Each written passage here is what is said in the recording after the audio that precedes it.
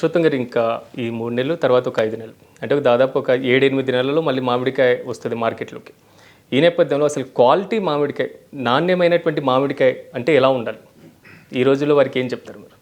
మామిడి ఎప్పుడైతే పంట తెంపుతామో దాన్ని పోస్ట్ హార్వెస్టింగ్ అంటారు. అప్పుడు ఖచ్చితంగా ఒక స్ప్రే చేసుకోవాలి చెట్లకి. అంటే మనం పంట తెంపిన తర్వాత ఏదైతే అక్కడ తెంపిన దగ్గర నుంచి ఒక గాయంలాగా అవుతుంది దాని నుంచి కొంత ఫంగల్ అటాక్ జరిగే అవకాశం ఉంది. కాబట్టి ముఖ్యంగా పోస్ట్ హార్వెస్టింగ్ పంట తెంపిన వెంటనే వారం నుంచి 10 రోజులలోపు ఖచ్చితంగా కాపర్ ఆక్సీక్లోరైడ్ అనేది, ఇది ఆర్గానిక్లో కూడా ఎలా ఉంటుంది అనమాట. సో కాపర్ ఆక్సీక్లోరైడ్ దాన్ని సిఓసి అంటారు, లేదంటే బ్లైటెక్స్ అని కూడా అంటారు. దాన్ని ఖచ్చితంగా పిచికారీ చేసుకోవాలి ఒకసారి రైతులు. అది చాలా తక్కువ మంది రైతులు అవలంబిస్తుంటారు. ఇప్పుడు ఉన్నటువంటి దశలో ఆల్రెడీ జూలై ఆగస్టు నెలలో లోతు దుక్కి దున్నుకోవాలి. అట్లా చాలామంది చేయలేదు. అదొక కారణం. ఎందుకంటే లోతు దుక్కులు దున్నుకుంటేనే ఏదైనా వర్షపాతం వచ్చినా, లేదంటే భూమిలో ఒక కీటకాల యొక్క అవశేషాలున్నా అవన్నీ కూడా ఈ లోతు దుక్కులు దున్నుకోవటం వల్ల నశించిపోతాయి, వాటి గుడ్లు అటువంటి అవశేషాలు. తర్వాత పశువుల పెంట కనుక విషయానికి వచ్చేస్తే ఫామ్ యార్డ్ మెన్యూర్ అని ఏదైతే అంటామో, చితికిన పేడ, లేదంటే మనకి మీరు గ్రామాల్లో దొరికే ఎరువు, పెంట దిబ్బల మీద వచ్చే ఎరువు, అవన్నీ కూడా 10 నుంచి 15 సంవత్సరాల మొక్క నుంచి 30 సంవత్సరాల వరకు ఉన్నదానికి కనీసం ఒక చెట్టుకి 40 నుంచి 50 కిలోల ఎరువు వేసుకోవాల్సి ఉంటుంది ఒక చెట్టుకి. సో అది ఈ రోజుల్లో ఎవరు పాటించట్లేదు, ఎందుకంటే రసాయనిక ఎరువుల మీద అలవాటు పడ్డారు.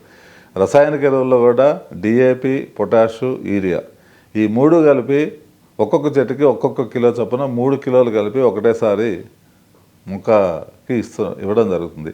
ఇది చాలా ప్రమాదకరమైనటువంటి పరిస్థితి అనమాట. రసాయనిక ఎరువులు వాడేవాళ్ళు వాడండి, కాకపోతే 3 దఫాలుగా ఇది వాడుకోవాల్సిన పరిస్థితి. చాలామంది ఏంటంటే ఈ సెప్టెంబర్, అక్టోబర్ నెలలోనే కొంత ఫామ్ యార్డ్ మెన్యూర్ వేసుకుంటున్నారు. చెట్టుకో 10 కిలోలు 15 కిలోలు మాత్రమే.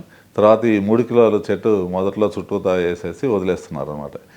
దీనిలో వేసినటువంటి 3 కిలోలు ఏదైతే కిలో రేషియోలో ఎన్పికే ఇస్తున్నారు మీరు, వీటిలో అది మొక్క తీసుకునేది ఓన్లీ 750 గ్రాముల నుంచి 1 కేజీ మాత్రమే తీసుకుంటుంది.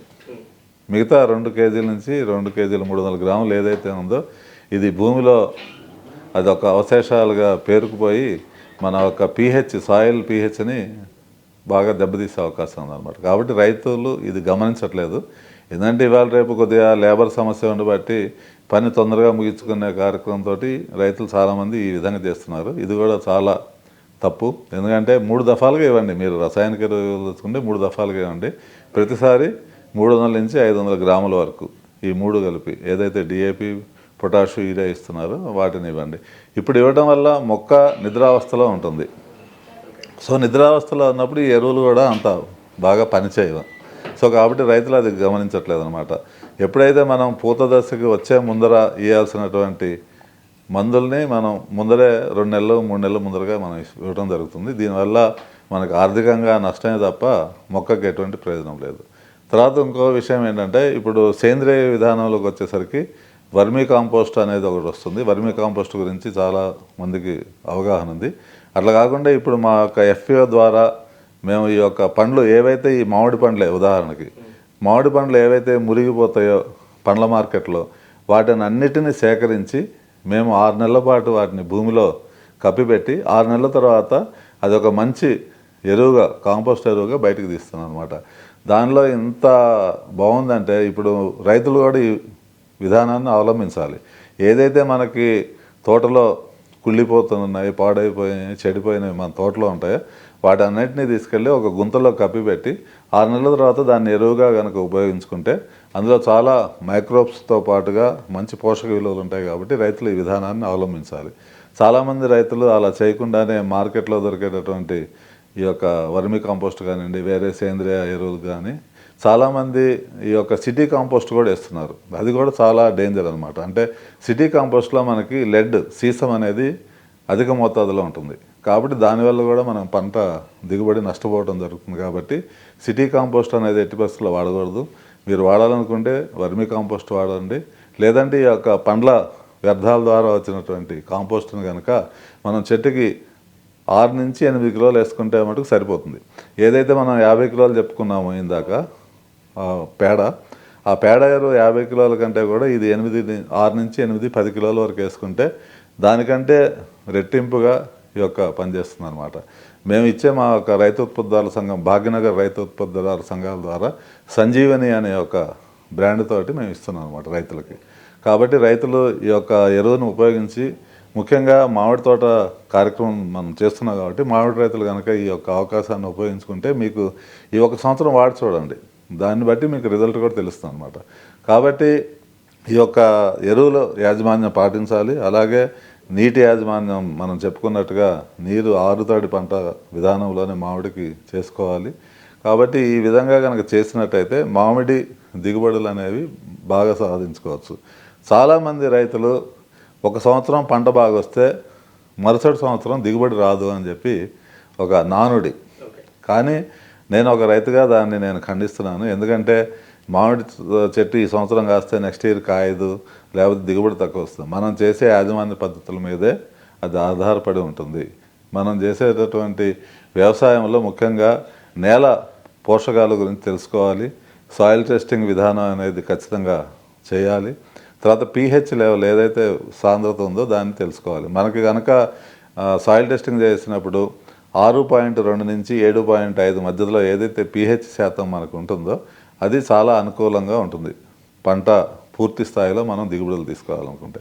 అలా కాకుండా 6.2కి తక్కువగా ఉన్నా కానీ 7.5 కంటే ఎక్కువ ఉన్నా కానీ ఆ pH బ్యాలెన్స్ సమతుల్యం లేకపోవడం వల్ల భూమిలో ఉండేటువంటి పోషకాలని మొక్క అందుకోలేకపోవడం వల్ల మనకి పంట దిగుబడి అనేది రావడం లేదు.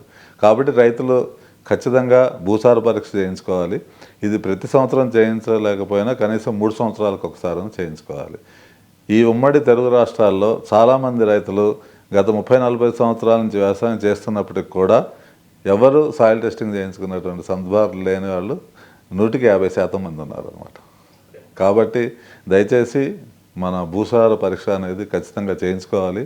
దానికి తగ్గట్టుగానే ఈ ఎరువుల వాడకం కూడా చేసుకోవాలి తప్ప అధిక రసాయన ఎరువులు వాడటం వల్ల దిగుబడులు వస్తాయనుకోవటం మటుకు ఒక అపోహ.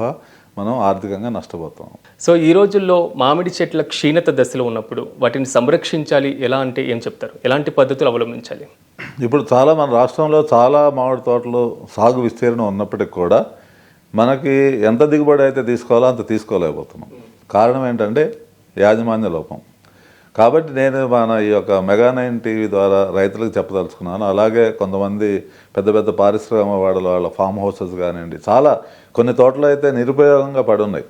అసలు వాటికి ఎటువంటి పోషణ లేక మొత్తం ఎండుకొమ్మ తెగులు వచ్చేసింది. తర్వాత వాటిలో సరైనటువంటి న్యూట్రిషన్స్ అవి వేయక, దాని యాజమాన్యం చేయక చాలా అంటే కొన్ని వేల ఎకరాల్లో పంట తీసుకోలేని పరిస్థితులు. అటువంటి వాటన్నిటికి కూడా మేము మా యొక్క రైతు ఉత్పత్తిదారుల సంఘం, భాగ్యనగర్ గో ఆధారిత న్యాచురల్ ఫార్మర్ ప్రొడ్యూసర్ కంపెనీ ద్వారా మేము ఎవరైతే రైతులు మీరు చేయలేని పరిస్థితుల్లో ఉన్నారో వాళ్ళ గనక మమ్మల్ని సంప్రదించినట్టయితే వారికి ఎటువంటి విధానం అవలంబించాలి, దానిలో రసాయనిక ఎరువులు లేకుండా సేంద్రియ విధానంలోనే ఎలా పంట పండించుకోవచ్చు, భూసారాన్ని ఎలా పండించుకోవచ్చు.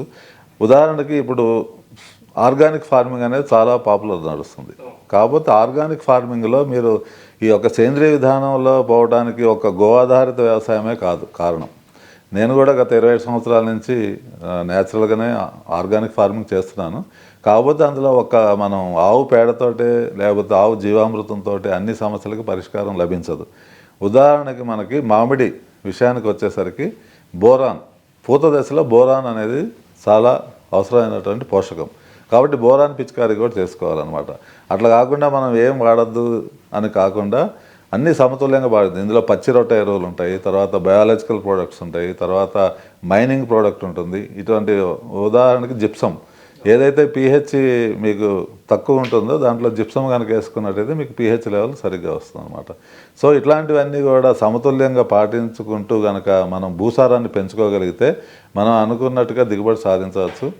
మనం ఈ యొక్క కార్యక్రమం ద్వారా చూస్తున్న వాళ్ళు మీకు మామిడిలో ఎటువంటి సమస్య ఉన్నా కానివ్వండి, అది తెగుళ్ళ సమస్య కానివ్వండి, లేకపోతే వేరు వ్యవస్థకి సంబంధించినవి కానివ్వండి, లేకపోతే ప్రూనింగ్ విధానం కానివ్వండి, ఎటువంటి సమస్య ఉన్నా కానీ మా యొక్క FAO ద్వారా దీన్ని పరిష్కరించి మీకు అతి తక్కువ ధరలో అధిక లాభాన్ని ఇచ్చే విధంగా మేము రైతులకి ఈ యొక్క పంట మీద మెళకువలు, సాగు విధానం అన్నీ కూడా అవసరమైతే ఒక మండల స్థాయిలో ఒక ప్రోగ్రాం పెట్టి చేయడానికి కూడా మా యొక్క భాగ్యనగర్ రైతు ఉత్పత్తిదారుల సంఘం రెడీగా ఉంది. కాబట్టి మిగతా విషయాలు మీకు ఏదైనా కావాలనుకున్నా కానీ మా యొక్క 7207501515 720-750-1515 ఈ నెంబర్కి కనుక మీరు ఆఫీసు పనివేళలో సంప్రదించినట్టయితే మా యొక్క టీం ఏదైతే ఉందో వాళ్ళు మిమ్మల్ని వచ్చి కలవడం జరుగుతుంది. అలాగే మీకు ఉన్నటువంటి సమస్యల పరిష్కారం కూడా చేయడం అనేది జరుగుతుంది. నెంబర్ నోట్ చేసుకున్నారు కదా, ఎందుకంటే రైతులు ఈరోజు చాలా అవగాహన అవసరం. వారు ఉపయోగిస్తున్నటువంటి వ్యవసాయ పద్ధతులే కాదు, యాజమాన్య పద్ధతుల యొక్క ప్రాధాన్యత కూడా